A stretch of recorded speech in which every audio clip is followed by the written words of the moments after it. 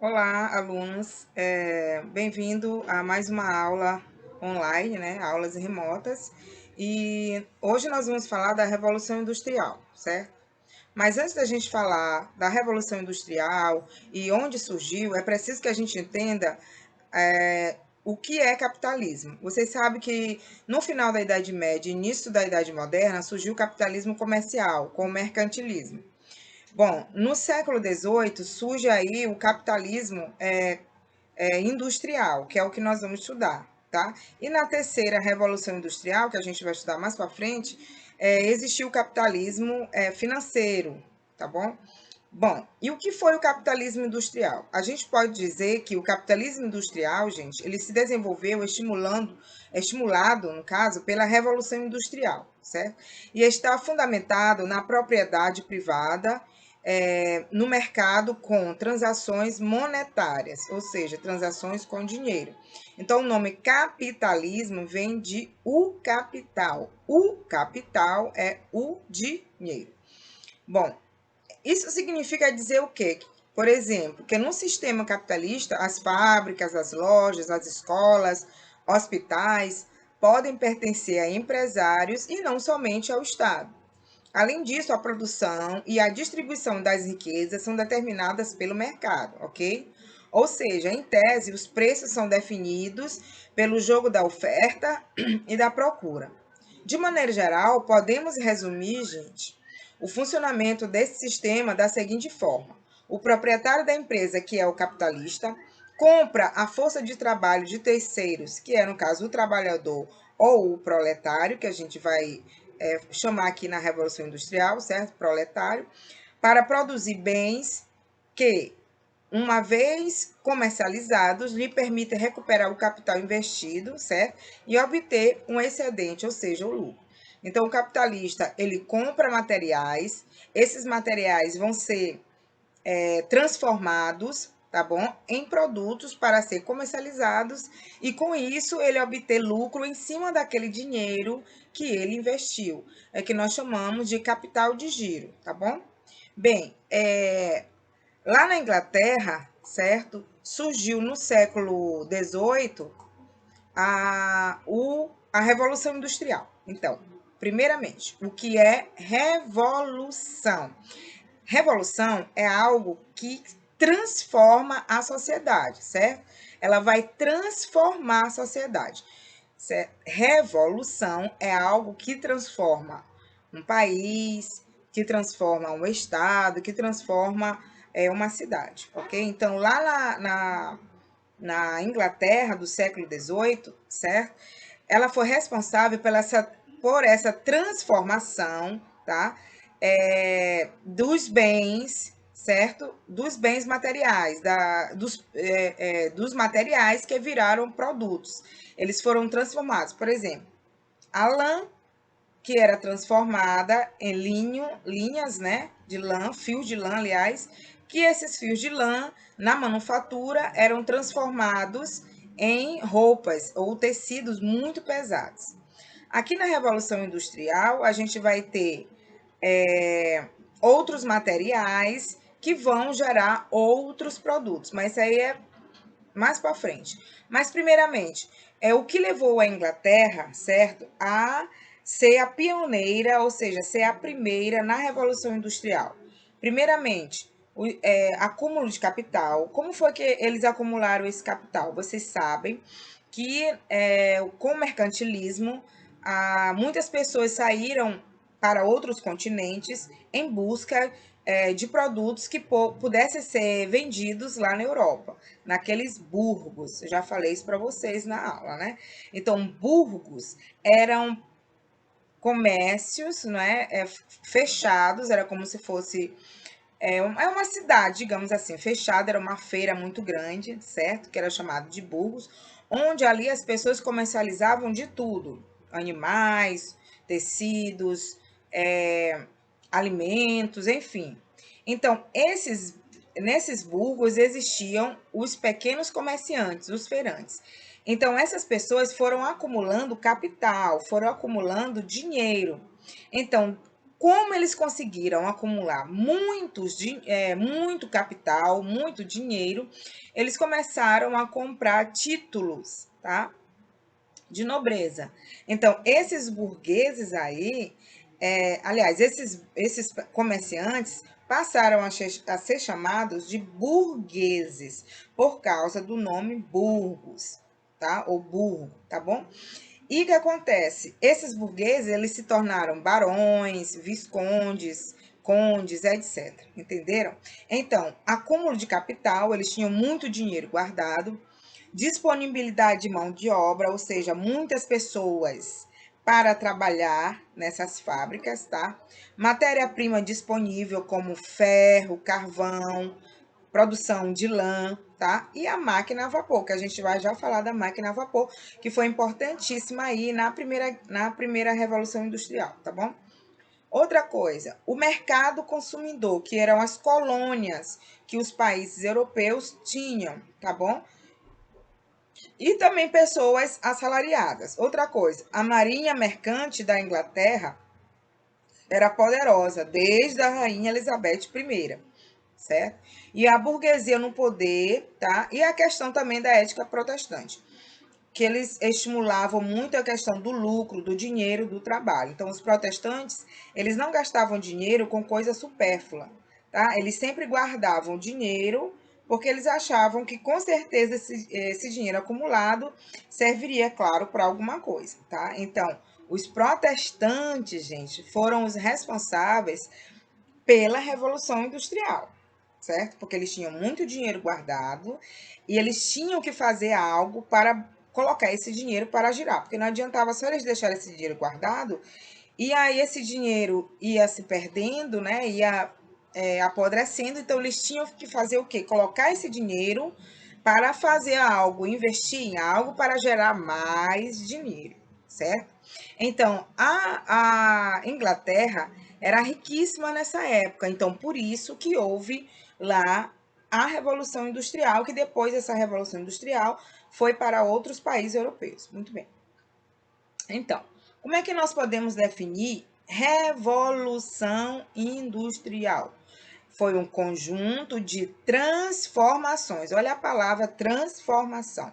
Revolução é transformação, não esqueçam disso. Então, um conjunto de transformações técnicas, econômicas e sociais, tá? Caracterizadas pela substituição da energia física, tá? Pela mecânica, da ferramenta pela máquina, da manufatura pela fábrica. Professora Flor, e o que é manufatura? Bom, manufatura era um processo pelo qual várias pessoas trabalhavam dentro de um espaço para produzir algo. Por exemplo, se a gente fosse produzir bolsas de couro, então uma pessoa era responsável por pegar o couro, outra curtir o couro, outra cortar, outra costurar, outra fazer essa bolsa, né? Então, outro fazia a alça, outro colocava um preguinho lá, alguma ornamentação nessa bolsa. Então, no sistema de manufatura, o próprio nome está falando. As pessoas faziam com as mãos, tá? Produziam as coisas com as mãos. Então, a força motriz, preste bem atenção, a força motriz, tá? Das manufaturas é o esforço da pessoa, do humano, no caso, tá? Ele vai fazer, como eu dei exemplo, aquela bolsa de couro em vários processos, ok? Isso também isso acontecia também na questão do artesanato. Só que no artesanato eram feitos por uma só pessoa, tá? Ou dentro de casa mesmo ali, né? No ambiente familiar. Na manufatura já tinha um espaço onde tinha um dono e esse dono dessa manufatura, ele ia produzir algo e iria contratar pessoas. Bem, no sistema industrial, essa manufatura é como se ela crescesse. Essa pessoa, esse burguês que tinha uma manufatura, ele acumulou dinheiro e ele disse o seguinte: bom, agora está surgindo aí no mercado várias máquinas a vapor como eu tenho dinheiro, eu vou comprar essa máquina a vapor, vou empregar pessoas para manipular essa máquina, e o que eu produzia, essas bolsas de couro que eu produzia em 2 meses, eu vou produzir em 2 semanas. Ou seja, vai acelerar a produção, ele vai ganhar dinheiro muito mais rápido, vai ter o seu lucro muito mais rápido também, entenderam? Então, o que vai mudar aí, gente, da manufatura para a produção industrial, não é somente a questão de que as pessoas faziam as coisas com as mãos, é, e etc, certo? O que vai mudar essa questão aí é a força motriz, porque na manufatura, o ser humano, ele produz sozinho, sem precisar de máquina nenhuma. Aqui na produção industrial, ele vai precisar da máquina. Então, substitui a força motriz humana pela força motriz da máquina, pela força motriz mecânica, entenderam? Pela força motriz da máquina mesmo, entenderam? E outra coisa, aqui na manufatura, ou então no artesanato, eu sou o dono do meu martelo, do prego, do couro, certo? Se eu for fazer os fios de lã, eu sou a dona da máquina de fiar, e por aí vai. Aqui no sistema de produção industrial, eu não sou dona de nada. Eu vou ganhar um pequeno salário, vou pegar todas as ferramentas do dono da fábrica, que é o meu patrão, e vou trabalhar para ele 16 horas por dia, 14 horas por dia, 18 horas por dia, certo? Eu não vou ficar rico, eu vou deixar o meu patrão mais rico. E também eu não tenho nada, como eu já falei. O martelo, o prego, a máquina, certo? O espaço onde eu vou trabalhar não é meu, é do dono da fábrica. O que nós chamamos do detentor dos meios de produção. Quem é que detém esses meios de produção? Aí na indústria, certo? No processo de industrialização, é o dono da fábrica. Entenderam? É isso que eu quero que vocês entendam, certo? Isso parece uma bobagem, mas é muito importante vocês entenderem isso. Muito bem. E aí, professora, como foi que surgiu a questão dessas máquinas a vapor? Bem, primeira coisa que surgiu foi o TA mecânico, tá? A máquina de fiar e também a máquina a vapor. Esse TA mecânico, a máquina de fiar e a máquina a vapor, certo? Eles surgiram para acelerar a produção. Acelerar a produção. Quem era que essa máquina, ela se desenvolvia sozinha, ela funcionava sozinha? Não. Tinha que ter uma pessoa, tá bom? Para mexer nessa máquina para que ela pudesse se movimentar ou, como é que eu falo? Produzir. Por exemplo, se você tem uma máquina de costura em casa, não é? O que é que você vai fazer? Você quer fazer um vestido, ou uma calça, ou uma blusa. Então, o que é que você vai fazer? Ou você vai ligar essa máquina de costura na tomada, se for aquela máquina elétrica, você vai colocar na tomada e vai manipular essa máquina para que ela produza. Se for aquela máquina de pedal, né, aquelas máquinas antigas, lá do tempo das nossas avós, bisavós, então aquelas máquinas de pedal, né? E o que é que vai acontecer? Ela não vai funcionar sozinha, ela vai precisar da força humana para funcionar. Vocês entenderam? Então, dentro dessas fábricas, existiam essas máquinas a vapor, tá? Para que a produção ela ficasse muito mais rápida. Eles produziam muito mais rápido, tá bom? O primeiro ramo, gente, de industrial a utilizar a máquina foi a área de fiação e tecelagem de algodão. Bem, vocês sabem que, primeiramente, não existia algodão. Lá na Europa não existia algodão. Existia o quê? As ovelhinhas, que eles tosquiavam a ovelhinha, né? Tiravam a lã, produziam os fios de lã, que eles iam para essas fábricas para serem transformadas em tecidos pesadíssimos. Com o tempo, certo, foi surgindo a questão do algodão, aqui que eles plantavam na América, numa região chamada Virgínia, que hoje nós conhecemos como Estados Unidos da América, mas nessa época era chamado de 13 colônias, tá? Então, o que acontece?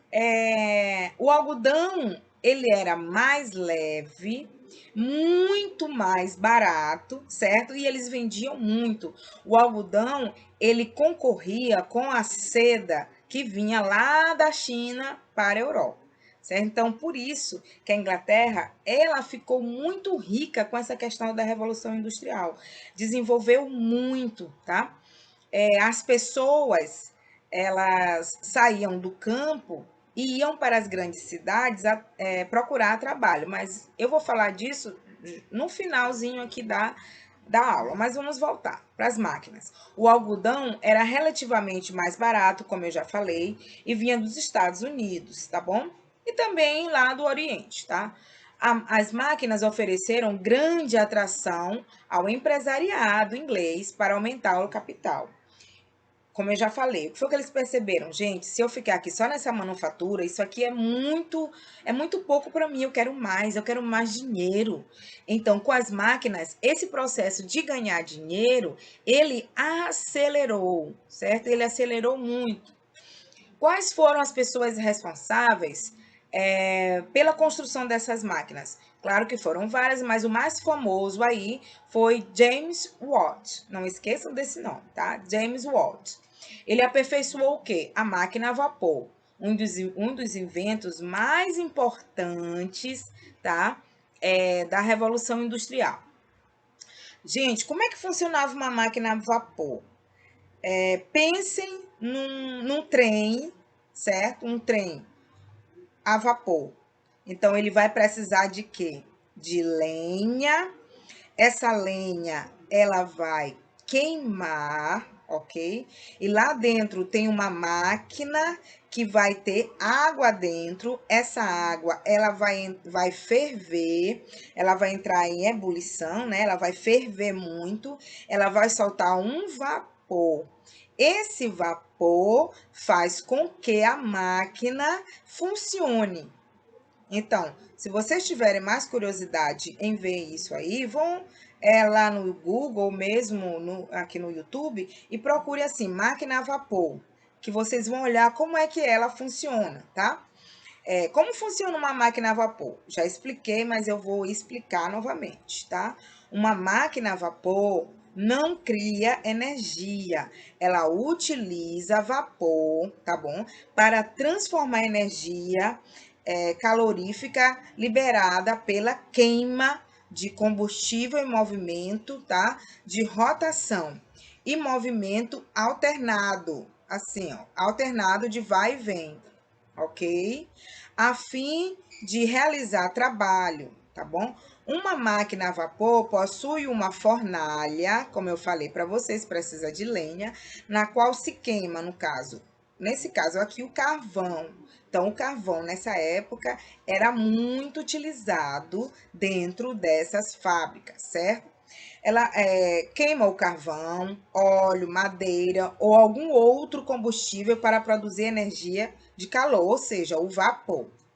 O calor proveniente da queima de combustível leva a água a se transformar em vapor no interior da caldeira. Caldeira é lá onde está a queima desse combustível, que no caso que eu estou falando aqui para vocês, que é o carvão, tá?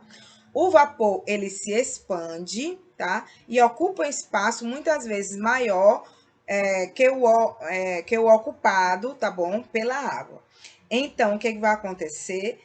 Falando de novo, essa água ela vai esquentar, vai ferver, vai produzir vapor, e esse vapor é que vai se transformar em energia para que essa máquina ela funcione.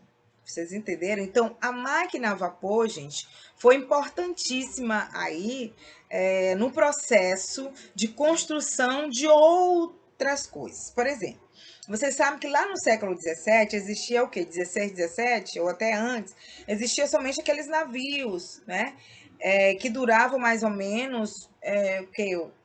quase um ano para chegar em outro continente, digamos assim. E com a máquina a vapor, surgiu o navio a vapor, e surgiu a locomotiva a vapor. O navio a vapor, ele foi construído, gente, em 1807, tá? Por Albert Fulton, certo? Dos Estados Unidos. Ele inventou o navio a vapor, que foi, assim, um boom para a época, né? Foi uma descoberta, assim, muito grande na época, tá bom? A nova engenharia mostrou-se rentável, ó, e passou a ser empregada na navegação fluvial e costeira. Então, o navio a vapor favoreceu a questão de levar os produtos com mais rapidez, tanto o navio como a locomotiva a vapor. As pessoas começaram a viajar mais, os donos desses navios ganhavam muito dinheiro transportando pessoas e mercadorias, que chegavam muito mais rápido no destino. Se antigamente as pessoas passavam 3, 4 meses para vender seus produtos, agora elas vão passar pouquíssimos tempos, tá? Para vender esses produtos e gerar lucros para os donos da fábrica. E a locomotiva a vapor? Ela foi construída pelo engenheiro inglês Richard Trevithick, tá bom? Richard Trevithick, tá bom? Em 1804. A locomotiva, ela conseguiu puxar 5 vagões com 10 toneladas de carga e 70 passageiros a uma velocidade vertiginosa de 8 quilômetros por hora. Então, o que é que eu falei para vocês? Por que essa locomotiva a vapor ela foi importante aí na Revolução Industrial? Porque as mercadorias chegavam mais rápido ao seu destino, para que as pessoas vendessem e ganhassem o seu dinheiro e investissem esse dinheiro em mais coisas, mais produtos, tá bom? Bem, as invenções, gente, não pararam por aí. Vocês pensam que foi só inventado a máquina a vapor, a locomotiva e o navio a vapor? Não, tá? Em 1779, tá bom? Samuel Compton criou uma máquina que fabricava fios resistentes e finos para fazer tecidos mais leves, no caso do algodão, como eu falei para vocês. Se as roupas antigamente eram pesadas, agora essas roupas elas vão ser mais leves, o tecido vai ser mais leve, porque agora esse rapaz aí, ele inventou uma máquina que faz o tecido mais fino, tá bom? Bem, em seguida, o Richard, tá? Arkwright inventou o Otis Frame, uma máquina hidráulica de fiar mais rápida que a Speed Jam, certo? Então aí foi começando as invenções. Todo mundo queria ganhar dinheiro com a Revolução Industrial. Então foi inventado uma série de coisas aí que beneficiou a população, que beneficiou os industriais da época, tá? Os grandes empresários da época, tá bom? Mas aí vocês pensam aí que a Revolução Industrial foi só coisa boa, que todo mundo enriqueceu, que todo mundo ganhou dinheiro, todo mundo tinha uma vida boa? Nananina, não, coisa nenhuma. Bom, as consequências dessa Revolução Industrial, gente, foi o massacre desses trabalhadores nessas fábricas. Bom, os homens, eles ganhavam muito pouco. Aí, se ele tinha uma esposa que estava desempregada, ela ia para a fábrica também e ganhava menos do que os homens. Se ele tinha um filho de 7 anos, 8 anos, que também não estava estudando, que nessa época as crianças não estudavam, tá? Elas iam trabalhar nas fábricas e ganhavam menos ainda, tá? Então, a exploração desse proletário, tá? Foi muito grande. E o nome proletário vem da palavra prole. O que é prole? Família. Então, por que é proletário? Porque a família desse homem trabalhava também nessas fábricas, tá? Proletário vem de prole, família, tá? Os proletários, tá? destituído de posse dos meios de produção e instrumento de trabalho, tá bom? Eles eram explorados por esse burguês, pelos donos das fábricas, tá? Eles eram eles estavam sujeitos, tá?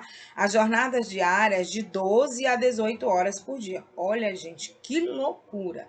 De 12 a 18 horas por dia. Significa dizer que eles entravam o quê? 6 horas da manhã, era para ele sair, se fosse 12 horas, ele era para sair 6 horas da tarde, mas só que ele ficava 6, 7, 8 e por aí vai. Saía lá 10, 11, 12 horas, entendeu? Então, esse homem, ele passava muito mal, comia mal, o espaço onde ele trabalhava era péssimo, onde ele morava era horrível, não se alimentava direito, não dormia direito, entenderam? Então, vocês imaginam como era a mente dessa pessoa que trabalhava 18 horas por dia. Eles não tinham lazer, não tinham descanso, não tinham nada, certo? Outra coisa também que eles não tinham, os direitos trabalhistas. Cadê a carteira de trabalho? Cadê férias? Cadê folga? Não tinha. Tinha que trabalhar para enriquecer o seu patrão. Ele ficava sempre pobre, o patrão mais rico a cada dia, tá bom? Exploração do trabalho feminino e infantil, como eu falei. As crianças trabalhavam limpando chaminés, limpando atrás das máquinas, porque como a mãozinha era menor, certo? Entrava nos menores espaços para que essas crianças limpassem, né? Limpassem dentro da fábrica. E muitas crianças, às vezes, morriam lá, ficavam mutiladas, porque se elas fossem limpar uma máquina dessa e de repente a máquina começasse a funcionar, cortava os dedos, cortava a mão, era uma coisa assim horrível. As mulheres também faziam o mesmo serviço dos homens e ganhavam pouquíssimo, tá bom? Com relação ao que eu falei agora, dos baixos salários, não tinha um salário definido, não. O patrão pagava o salário que ele achava que era bom para aquele trabalhador, entendeu? Ou seja, o mais baixo possível, porque eles achavam o seguinte, que tem que ficar rico aqui sou eu e não o meu trabalhador, certo? Bem, a partir dessas explorações, não é? Os trabalhadores começaram a se organizar em movimentos trabalhistas, em movimentos operários. Um desses movimentos assim, importantíssimos na época, né, foi o ludismo. O que foi o ludismo? Foi um movimento de trabalhadores que destruíam máquinas, eles eram radicais, certo? Ora, se eles estavam trabalhando 12 horas por dia e eles ficaram cada vez mais pobres, a raiva deles, eles descontavam não no patrão, porque eles, na verdade eles queriam matar era o burguês, tá? Mas aí eles se vingavam na máquina, porque destruindo a máquina, claro que eles estavam atingindo o burguês. Então, o ludismo era a destruição em massa de máquinas nas fábricas, tá? E o cartismo? O cartismo, gente, eram movimentos de trabalhadores que redigiam reivindicações trabalhistas ao parlamento britânico, tá? Através de cartas. O que é que eles queriam com essas cartas? Redução na jornada de trabalho para 10 horas e também regulamentação do trabalho infantil e feminino. Ou seja, que se as mulheres trabalhavam o mesmo tanto dos homens, elas tinham também que ganhar o mesmo tanto dos homens. E as crianças tinham que estudar, certo? Que nessa época, vocês sabem que só estudava quem era rico. Os pobres era negado esse direito ao estudo, tá? E também tinha os trade unions, associação de trabalhadores que deram origem aos sindicatos. Então, esses trabalhadores se uniram em sindicatos para regularizar o seu trabalho dentro dessas fábricas. E vocês acham que isso foi aceito assim rapidamente? Claro que não, né? Houve muita briga entre burgueses e proletários. E o Karl Marx, que viveu essa época de Revolução Industrial, que era um observador da sociedade, ele chamou isso aí de luta de classes. Isso aí é uma outra aula também que eu vou falar de Karl Marx, gravando aula de sociologia, mas isso é para depois. Mas só para complementar aqui na nossa aula, o Karl Marx vai chamar isso de luta de classes, não esqueçam disso. Muito bem. E quais foram as consequências realmente da Revolução Industrial, para a aula não ficar muito extensa? A consolidação do capitalismo e o poder da burguesia, isso aí foi óbvio, certo? Desenvolvimento tecnológico, isso aí foi muito bom também. Foi muito bom por quê? Porque graças à Revolução Industrial que nós temos hoje tecnologias variadas, tá bom? Desenvolvimento dos transportes, como o barco a vapor e a locomotiva, a questão também das comunicações, o surgimento do telégrafo e posteriormente do telefone, isso aí também foi importantíssimo. Outra coisa negativa da Revolução Industrial foi a questão dos problemas ambientais, vocês sabem disso. A questão da poluição do ar, das águas, dos mares, das ruas, certo? A destruição das florestas para fazer carvão, para poder colocar nessas máquinas a vapor. O aumento populacional, a fome, a miséria, o desemprego, a prostituição, os roubos.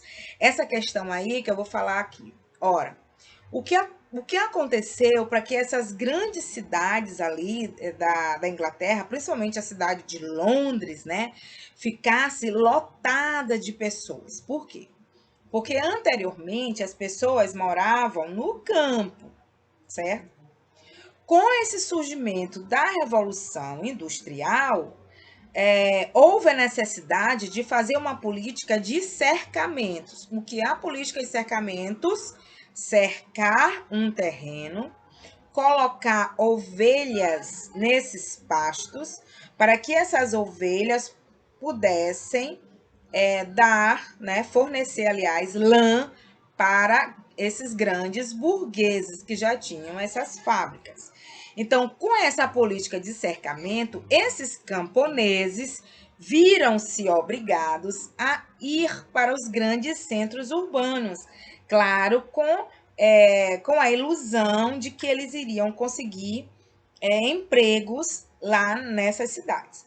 Então, por isso, gente, que houve muita fome, miséria, desemprego, prostituição e roubo aí nesses grandes centros urbanos, porque nem todo mundo conseguiu emprego, entenderam?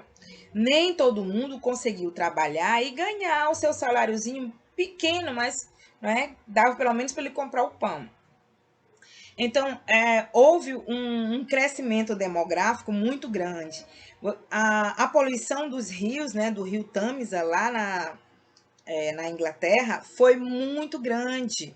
E depois eles tiveram que fazer uma despoluição desse rio, porque as pessoas bebiam da água desse rio. Elas banhavam, elas faziam a sua alimentação da água desse rio.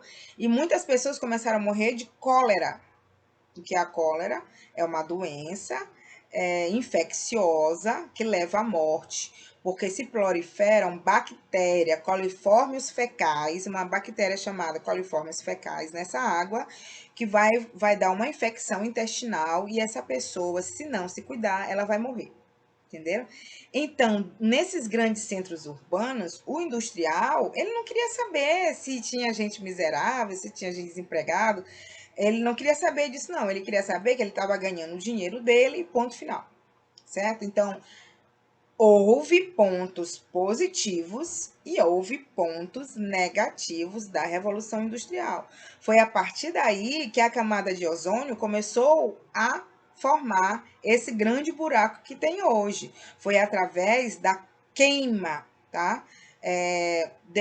Desses carvões dentro dessas fábricas. Então, quando a gente vê em livros, né, a imagem da Revolução Industrial lá em Londres é sempre aquelas fábricas com aquelas chaminés enormes, colocando aquela fumaça, certo? Horrível, que é o dióxido de carbono, certo?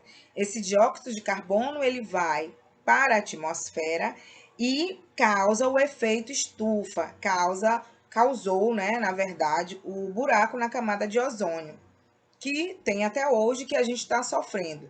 Então, a gente está sofrendo essas consequências da Revolução Industrial, desde a primeira Revolução Industrial até hoje, no século XXI, ok? Então, esse foi o resumo da Revolução Industrial, para não ficar muito extenso. Espero que vocês tenham entendido alguma coisa. Leiam o livro de vocês, vão em sites, tá bom? E para que vocês entendam melhor. Obrigada pela atenção e até a próxima.